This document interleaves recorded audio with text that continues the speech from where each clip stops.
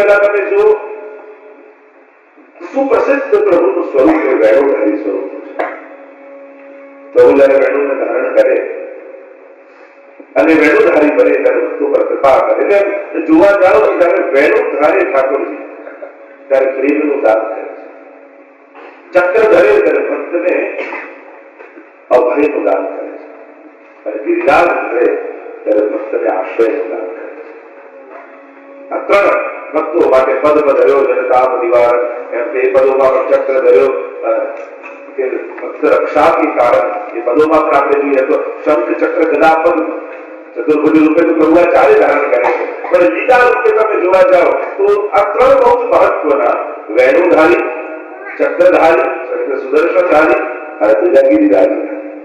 આના ઉપર વિસ્તારની ચર્ચા કરી શકાય. અને ગીતાજીમાં પ્રભુ શંખધારી પણ છે. પાંચજન્ય ઋષિકેશો, એ પાંચજન્ય શંખ પ્રભુ વગાડે છે અને ભક્તોને જેમ એક ઉદ્ઘોષ કરી રહ્યા છે વિશ્વનો.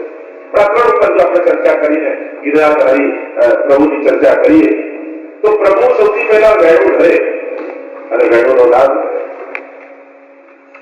દૂર દૂર રહેલા ભક્તોને પોતે જયારે આમંત્રણ આપતા હોય તે પ્રભુ નિકટ બોલાવે. પણ એ પ્રભુ જયારે શંખ વગાડે ત્યારે શંખ છે તે વાદ્ય નથી પણ આયુધ છે, હથિયાર. એટલે પ્રભુ શંખ વગાડે ત્યારે એમાંથી એવો અવાજ થાય કે અવાજથી ભયભીત થઈ શત્રુઓને એમ થઈ જાય તમારો મૃત્યુ આવી, એવો ભયાનક અવાજ.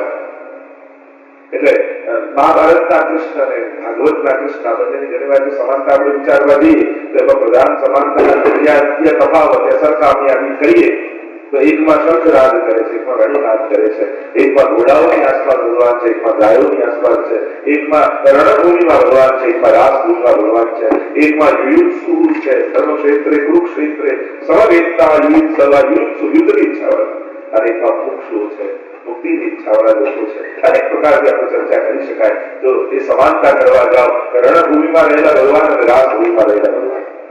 તો વેણુધારી પ્રભુ પ્રેમનું દાન કરે, સ્નેહનું દાન કરે તો માધ્યમ વેણુ છે. જયારે અસ્તમાં સુદર્શન ઠાકોરજી દાન કરે છે ત્યારે ભક્તોને નિર્ભયતાનું દાન કરે, રક્ષા કરે છે ભગવાન, એના માટે દાન કરે નિર્ભયતા. સુદર્શનધારી પરમાત્મા અને અમરીશ રાજાની કથામાં પણ આવે છે કે જયારે અમરીશ રાજાની પરીક્ષા દુર્વાસા મુનિએ કરી ત્યારે ભગવાનનું સુદર્શન એમની પાસે જાય. ત્રિલોકમાં ગયા પણ કોઈ બચાવનારું ન રહ્યું. ત્યારે ભગવાનના શરણમાં આવ્યા. ભગવાને પણ કહ્યું કે હું ભક્ત પરાધીનો, હું તો ભક્તને પરાધીન છું. જેનો અપરાધ કર્યો છે એની જેની ક્ષમામાં સુદર્શન એમની પાછળ પાછળ દોડે છે. ભક્તની ક્ષમા માંગી છે ત્યારે એમને મુક્ત કર્યા છે. તો સુદર્શન ભક્તોની રક્ષા માટે ભગવાને ધારણ કર્યું. એટલા માટે જ આપણે ત્યાં ઘણી વાર ભગવાન પાસે આપણે કઈ માંગતા નથી. ઘણી વાર એ આપણો સંકલ્પ હોય છે ત્યારે ભગવાનના આ જે લીલા પરિકર્યા, લીલા સહાયક છે, તેમ સુદર્શનજી છે અથવા ગિરિરાજજી છે, આદિ આદિ જે કઈ પણ ભાગવતજીના નારાયણ કવચ આદિ છે, ત્યારે એક એવી આપણે ત્યાં પ્રથા છે કે પ્રભુને શબ્દ નથી આપતા તો આવા જુદા જુદા પ્રકારના રક્ષા સ્તોત્રો છે, કવચો છે, એનો પાઠ કરી અને ભક્ત પોતાની રક્ષાની આકાંક્ષા ભગવાન પાસે. એ પણ એક પ્રકાર આપણે ત્યાં છે. ચક્રધારી છે, બીજા કયા ભગવાન પ્રભુ શ્રી ગિરિરાજધારી અને ગિરિરાજધારી ઠાકોરજી આશ્રય દાન કરે છે. જ્યાં બધા લીલાજી પરિચિત છો કે જયારે ઇન્દ્ર ગોપાયમાન થયા, જયારે ગિરિરાજજીને ધારણ કર્યા ત્યારે ઠાકોરજી ગિરિરાજધારી બન્યા છે. શ્રીનાથજી બાબાના સ્વરૂપની લીલામાં પણ એક ભાવના એ છે કે વામ પૂજા પર ગિરિરાજ ધારણ કર્યા છે એવી ભાવનામાં એ પણ એક પ્રકારની ભાવના છે. અને આપણા સાત સ્વરૂપમાં શ્રી ગોકુલનાથજીનું સ્વરૂપ જે ચોથું સ્વરૂપ છે એ ગિરિરાજજીને ધરનાર છે. અને એ પ્રકારે પ્રભુએ આશ્રયનું દાન કરી અન્યાશ્રયમાંથી છોડાવી અને અનન્યતા સિદ્ધ કરાવી છે. એટલે પ્રભુના કયા સ્વરૂપનું આરાધન કરો. એટલે સ્વરૂપમાં પણ ત્રણ વસ્તુ કહીએ, ભાવ ભાવના, લીલા ભાવના અને સ્વરૂપ ભાવના. તમે જે સ્વરૂપની સેવા કરો છો એ સ્વરૂપની લીલા ભાવના તમને ખ્યાલ હોવી જોઈએ. એની સ્વરૂપ ભાવના તમને ખ્યાલ હોવી જોઈએ. આ કઈ લીલાનું સ્વરૂપ છે. આપણે જેમ સાથે સ્વરૂપને વિચારતા માની ખરેખર જુદી જુદી લીલાના સ્વરૂપ છે. પ્રભુ તો એ જ નિકુંજ નાયક શ્રીનાથજી છે. જુદી જુદી લીલા કરતા સ્વરૂપો છે. તો એ લીલા ભાવના ખ્યાલ હોવી જોઈએ કે જયારે પણ અને જયારે પણ કોઈ પણ મનોરથના પણ દર્શન કરતા હોઈએ ત્યારે મનોરથની સજાવટના તો દર્શન કરીએ, એની સાથે સાથે મનમાં એ મનોરથની જે લીલા છે એનું ચિંતન કરવું જોઈએ કે આ પ્રભુએ આજે કઈ લીલા કરી. અને એટલા માટે આપણે તે વિધાન એ છે કે જે મનોરથ હોય, જે દિવસો ચાલતા હોય એ પ્રકારનું જય ઘોષ પણ કરતા હોય. રાસ્તો મનોરથ હોય તો આપણે બધી જય બોલીએ, ચલો લાલ બિહારી ભગવાન કી એમ બોલીએ. દાનનો મનોરથ લાલ બિહારી લાલ કી, વસંતના દિવસો કેના વસંત બિહારી લાલ કી, જેવો મનોરથ હોય એવો જય ઘોષ આપણે કરતા હોઈએ. અને પ્રભુ એ સમયે એ સ્વરૂપે ત્યાં બિરાજે છે. તો આજે મમ પ્રભુ શ્રી ગિરિરાજધારી, એ મારા પ્રભુ ગિરિરાજધારી છે. એ જે ભક્તના હૃદયના જે ભાવ પ્રગટ થયા છે, ભાવ એક શ્લોકને જોતા જોતા એનું રસદર્શન કરતા જઈએ. શ્રી મહાપ્રભુજી આજ્ઞા કરે છે. તો આ ગિરિરાજધારી પ્રભુ છે કોણ, કેવા છે, એનું સ્વરૂપ શું છે, એનો સ્વભાવ કેવું છે, એનો સામર્થ્ય, એની લીલા કેવી છે, આ બધાનું વર્ણન આ ગિરિરાજધારી આખ્યાનમાં છે. આ ગિરિરાજધારી શ્રીનાથજી બાબા જેને કહીએ, શ્રી ગોરધનનાથજી જેને કહીએ, તેને શ્રીજી બાબા કહીએ, અનેક અનેક નામે જેને આપણે ઓળખીએ છીએ, એ પ્રભુ કેવા છે? કારણ કે એના દર્શન તો કરીએ છીએ, પણ જ્યાં સુધી એને જાણો નહીં, જો પ્રભુનું મહાત્મ જ્ઞાન જ્યાં સુધી ન થાય તો જીવનમાં ગમે ત્યારે કોઈ પણ ઘટના એના માટે અભાવ આપણને લાગે. આપણે ભગવાનને પૂરેપૂરા સમજતા નથી અને એટલા માટે ક્યાંક થોડું થાય એટલે આપણને ભગવાન માટે શંકા થઈ જાય, અભાવ થઈ જાય, ક્યાંક ભાવ નૃત્ય થઈ જાય, કારણ ભગવાનને નહીં સમજવાને કારણે. એટલે ભાગવતીમાં આપણે જયારે શરૂ કરતા મહાત્મ્યમાં પ્રભુનું સ્વરૂપ, સામર્થ્ય, સ્વભાવ ત્રણેયનો પરિચય આપ્યો. આ ભગવાન છે, આ કોઈ સાધારણ વ્યક્તિ નથી. અને એટલા માટે આ દુનિયાને સમજવા માટે ભગવાનની જગ્યા પર બેસીને દુનિયાને જુઓ તો સમજવા. કારણ કે જ્યાં સુધી રચયિતાના સ્થાન યા લેવલ યા કર્તાના સ્થાન કે લેવલ સુધી ના આવે ત્યાં સુધીની રચનાને પૂરો ન્યાય ના આપી શકે. ભાગવતીને સમજવા આવે તો વ્યાસજીની આંખે જુઓ ત્યારે ભાગવતી સમજમાં આવે. અને એટલા માટે મહાપુરુષોની વાણી, મહાત્માઓની વાણી યા આપણા દિવ્ય આ બધા ગ્રંથોને આપણી બુદ્ધિએ તર્ક વિતર્ક કરી અને પોતાની બુદ્ધિના અર્થો નહીં કાઢવા. કારણ કે આપણી સમજ ઘણી નાની છે અને જેને રચ્યું છે ને એ બહુ ઊંચી કક્ષાના લોકો. જ્યારે સુખદેવજી જેવા એનો સર્વભૂત હૃદય પરિભાવકોસ્મી, જેને કણ કણમાં ઈશ્વર સિવાય કોઈ દેખાતું ન હોય એ અવસ્થા પર રહેલા કોઈ મહાત્માના એની રચનાને, એની વાણીને જ્યારે આપણે આપણી લૌકિક બુદ્ધિએ મૂલ્યાંકન કરવા જઈએ ને તો આપણે બહુ નાના પડીએ. અને એટલા માટે ગ્રંથોમાં દોષ કાઢવા કરતા પોતાની બુદ્ધિ અને પોતાની સમજને મોટી કરે. પોતે વિચારું કે આપણે કેમ સમજમાં એનો પ્રયાસ કરવો જોઈએ. એટલે એમાં લૌકિક ભાવ લાવવા કરતા યા એમાં દોષ બુદ્ધિ ગોતવા કરતા પોતાની બુદ્ધિનો વિસ્તાર કરે. તો અહીંયા મમ પ્રભુ શ્રી ગિરિરાજધારી, આ મારા પ્રભુ, મારા ઠાકોર ગિરિરાજધારી. આનો હાથ તો મમ પ્રભુમાં છે, મારા પ્રભુ છે.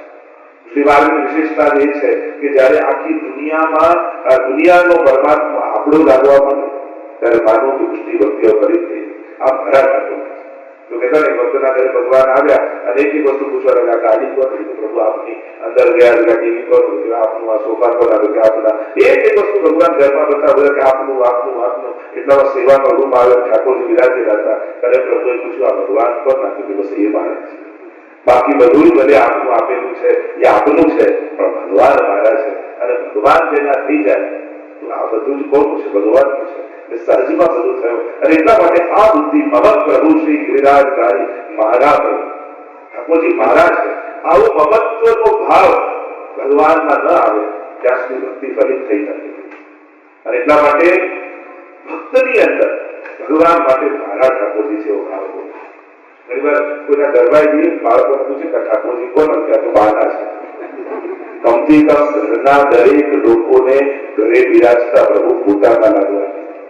બાળકને એવું ના લાગ્યું બાના ઠાકોર, મારા ઠાકોર. ઘરના દરેક મેમ્બરને એટલે પહેલેથી એવું જ વાર્તા થાય આપણા પ્રભુ આ બિરાજે, દરેકને પોતાના લાગવા. આ ભાવના આપણી હતી. એટલે પુષ્ટિ માર્ગમાં તો આ વિધાન, એટલે પુષ્ટિ માર્ગનો શબ્દ તમે જુઓ અહીંયા તમારા ઘરમાં અમે ઠાકોરજી નથી બદલાવતા, તમારા માથે ઠાકોરજી બદલાવીએ છીએ. એટલે ગુજરાતી પુષ્ટિમાં તમારા માથે કેવું સ્વરૂપ બિરાજે છે, એમ તમારા ઘરે કેવું સ્વરૂપ બિરાજે છે. પુષ્ટિ માર્ગનો બોલવાનો વિવેક તમે જુઓ તો ઓલવેઝ આપણે એમ જ કહીએ તમારા માથે કેવું સ્વરૂપ બિરાજે છે. એટલે અમે તમારા ઘરે નથી બદલાવતા, તમારા માથે બદલાવીએ. અને માથે પધરાવવા અને ઘરે પધરાવવાનો ઘણો ફરક છે. અને ઘરે ગમે તેટલી વ્યવસ્થા ગોઠવીને આપણે ઠાકોરજીને રાખીએ, પણ જ્યાં સુધી એ મારો સ્વામી છે, એ મારો નાથ છે, હું એનો દાસ છું, આ ભાવ ના આવે ત્યાં સુધી માથે પધરાય નથી. ઘણી વસ્તુ છે, ભગવાન મારી સાથે છે, ભગવાન મારી માટે છે, અને ભગવાન મારી માથે છે.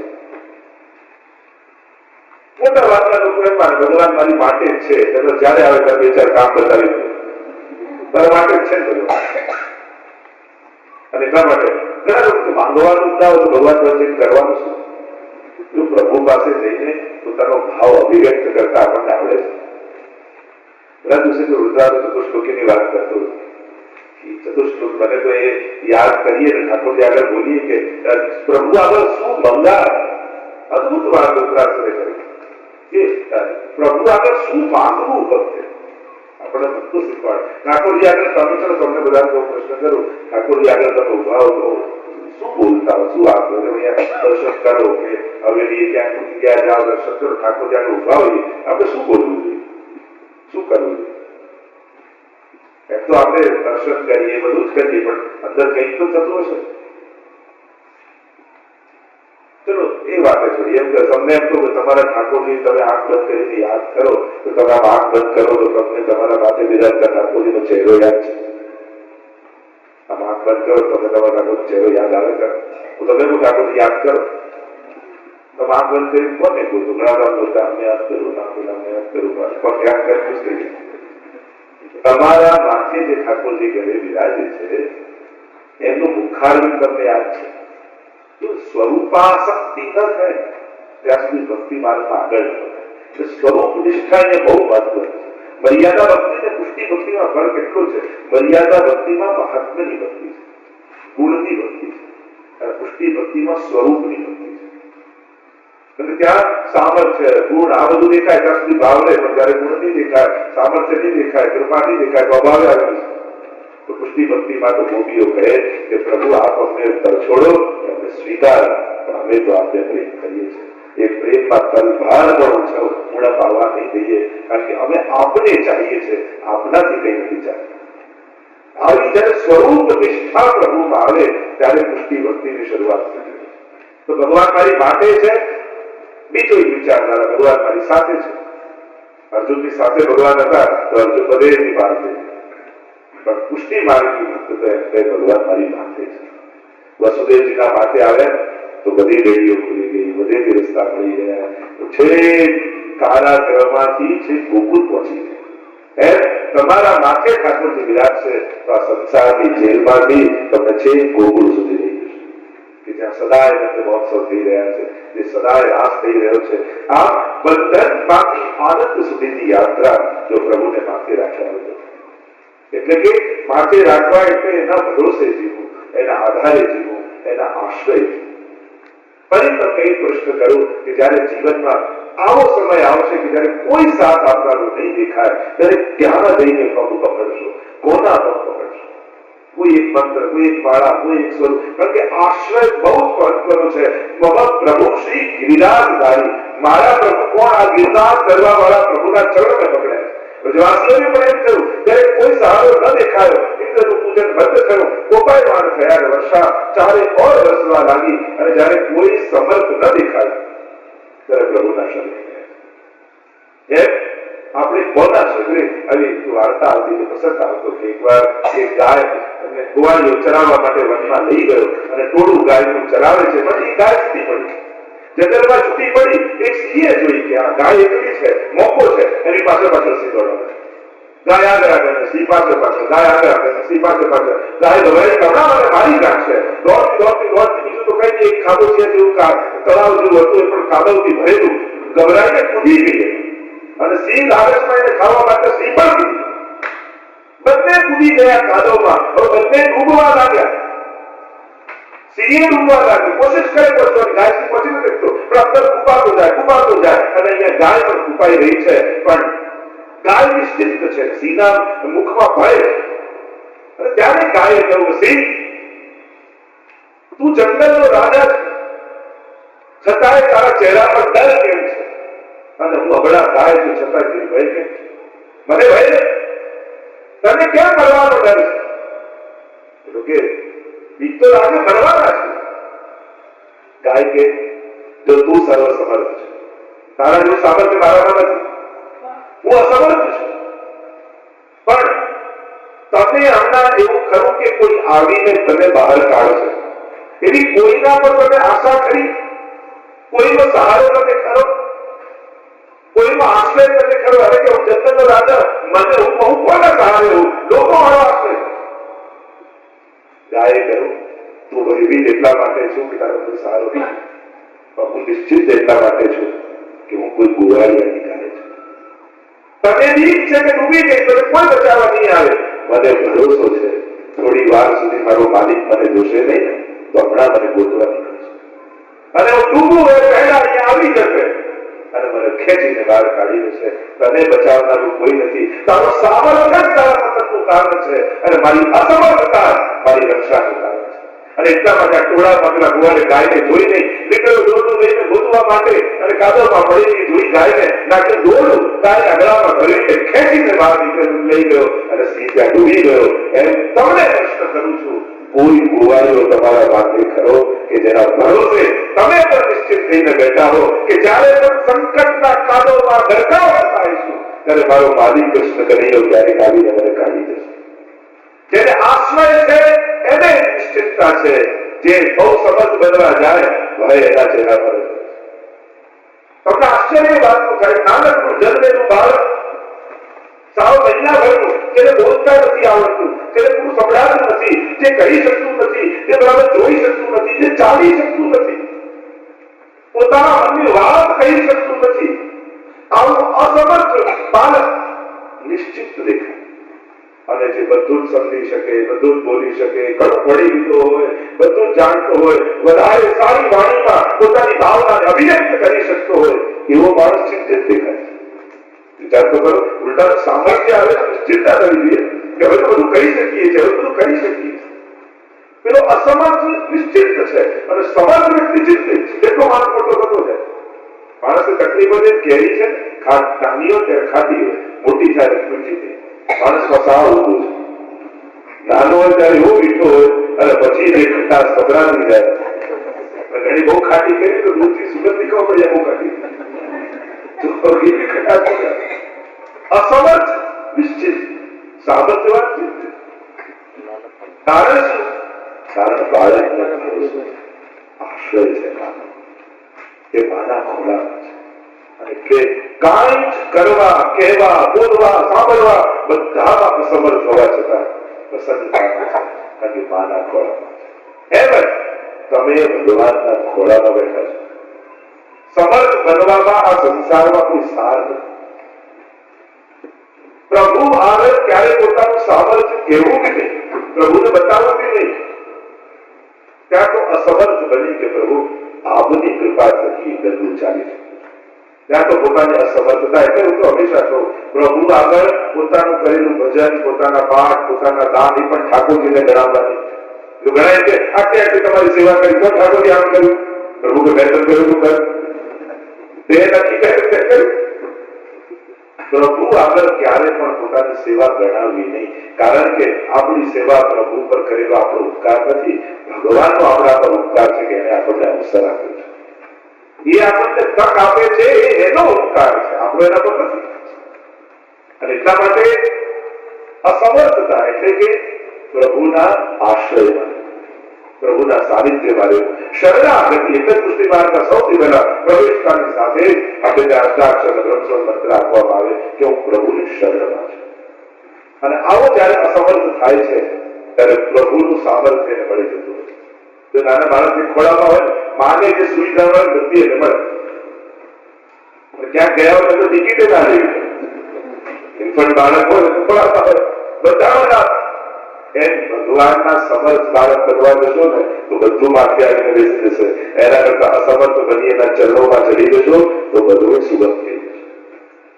ભક્તના જીવનની સાર્થકતા એમાં છે કે પોતાના અસ્તિત્વને ભૂલી ભગવાન થઈ જાય, અને ભગવાનના થાવ ત્યારે ભગવાનનું સામર્થ્ય તમને મળી જાય. એક વ્યક્તિ સામર્થ્ય તો સીમિત છે, ભગવાનનું સામર્થ્ય મળી જાય છે. અને એટલા માટે ત્યાં કહ્યું મમ પ્રભુ શ્રી ગિરિરાજ ધારી મારા પ્રભુ ગિરિરાજધારી શ્રી ઠાકોરજી છે. અને એટલા માટે આ ગિરિરાજધારી પ્રભુ કેવા છે? ભક્તાવિલાસ ચરિતાનુસારી કેવા છે? આપણે બધા અત્યાર સુધી એમ માનતા હતા કે ભગવાન જે કરે એમની ઈચ્છા પ્રમાણે નાટકમાં આપણે જોયું કે બધું ભગવાનની ઈચ્છા પ્રમાણે થાય. એક પક્ષ તો સાચું, પણ આ ભગવાનની ઈચ્છા ક્યાંથી થાય? તો કે ભક્ત જે ઈચ્છે ને એ જ એની ઈચ્છાથી થાય. બધું ભગવાનની ઈચ્છા પ્રમાણે, તો ભગવાનની ઈચ્છા ક્યાંથી થાય છે? એ કઈ ઈચ્છાઓ કરે છે? ભક્તાભિલાષા, ભક્તની અભિલાષા ચરિતા ચરિત્ર અનુસાર, ભક્તોની અભિલાષા અનુસાર ચરિત્ર કરવા વાળા અશ્વનાથજી છે. એટલે નિજેચ્છા કરીષ્યતિ, પ્રભુની ઈચ્છા પ્રમાણે. એ તો આચાર્યની ટીકામાં એ પણ લખ્યું કે નિજેચ્છા એટલે નિજજનોની ઈચ્છા પ્રમાણે ઠાકોરજી કરતા. પ્રભુની પોતાની કોઈ ઈચ્છા છે જ નહીં. એમના પ્રિય ભક્તોની જે ઈચ્છા હોય એ જ ઠાકોરજીની ઈચ્છા. ભક્તાભિલાષા ચરિતાનુસારી, ભક્તોની અભિલાષા અનુસાર છે. ભાગવતજી, મહાભારત આદિ અનેક પ્રસંગોમાં આપણે ઉદાહરણ આપી શકીએ કે ભક્તોએ જે ઈચ્છા કરી એ અનુસાર પ્રભુએ ચરિત્ર કર્યા. જે ભક્તોની અભિલાષા, જે ભક્તોની કામના હતી, ઠાકોરજી અનુસાર ચરિત્ર કર્યા. જાણ તો કરો, એ પ્રભુ સર્વ સમર્થ હોવા છતાંય જયારે ઈચ્છા થઈ કે પ્રભુ મારી સાથે રહે, નિહત્તો રહીશ, વચન ત્યારે કહ્યું કે હથિયાર લઈ લો, છતાંય અર્જુનની સાથે રહે. અને જેમ જેમ ભક્તોની ઈચ્છા એમ એમ પ્રભુ ચરિત્ર. આ ભારતમાં તો ઘણા એવા પ્રસંગો આપણને જોવા મળે. ભીષ્મજીએ કહ્યું કાલે હું અર્જુન સાથે ભયંકર યુદ્ધ કરીશ, અને બધા પાંડવો ગભરાઈ ગયા કે ભીષ્મજી તો આવું યુદ્ધ કરે તો પછી અર્જુનને સંભાળવો કઈ? રાતના તો પ્રભુને ચિંતા થઈ, બધાને સભા બોલાવી અને મીટિંગ કરી રહ્યા છે, ચર્ચા કરી રહ્યા છે કાલે અર્જુનની રક્ષા કેમ કરી? ભીષ્મજી જયારે યુદ્ધ કરવાના છે અને બધા સાથે પરમાત્મા જુએ છે, બધા બેઠા છે, પણ અર્જુન નથી. પૂછું કે અર્જુન ક્યાં? એ તો સાથે સુઈ ગયો. પ્રભુના આવ્યો ક્રોધ ક્યારે? એની પાછળ હવે અડધી રાતના જાગીને વિચારણા કરી કે બચાવો, અને સુઈ ગયો. હમણાં જઈને જોયું પ્રભુ દોડતા દોડતા આવ્યા, સુતેલા અર્જુનને જગાડ્યો, ઉઠ અર્જુન. અને આંખ મસલતો અર્જુન ઉભો થયો. પ્રભુ અડધી રાતના આપણે કે